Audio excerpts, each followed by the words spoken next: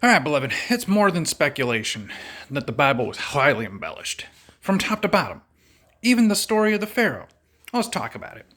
So, let's pretend we're the devil's advocate in the position, that we're current Pharaoh, the son of the previous Pharaoh. And this is how it looks from that perspective. Guy that your parents raised in luxury with all the things, all the sex and all the stuff that young princely types get access to in a kingdom, right? All the pleasures of the kingdom, right? Sets him up over people, right?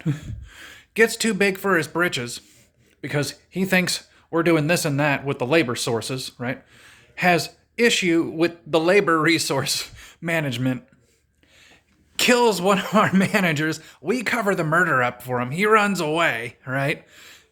and Dad said, motherfucker, Dad said he was gonna come back, pretending that he's God or pretending that he's the king and try and overrun him. Sure enough, comes back.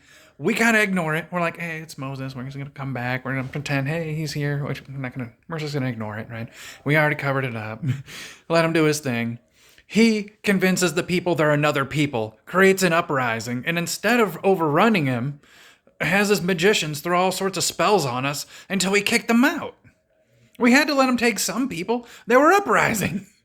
And you gotta understand, from the Pharaoh's perspective, there are people, they're gonna come back anyway, so they're gonna die over there and come back over here. Because that's how it works. We're all the same people.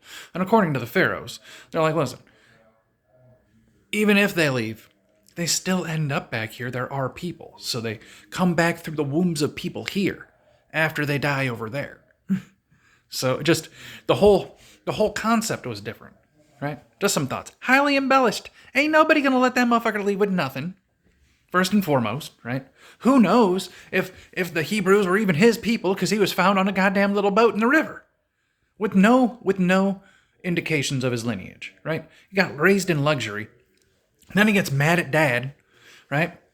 Leaves, comes back, realizes the kingdom was given to the Pharaoh's son, and wants to sweet it out from under him by pretending he's a god to the fucking slaves. And they're not even slaves, they're relatives that ended up in the low condition from living out a bad thing in the authoritative position or being witches by killing people and getting spiritual power, right?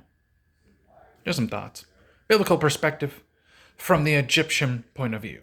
Have a great rest of your day.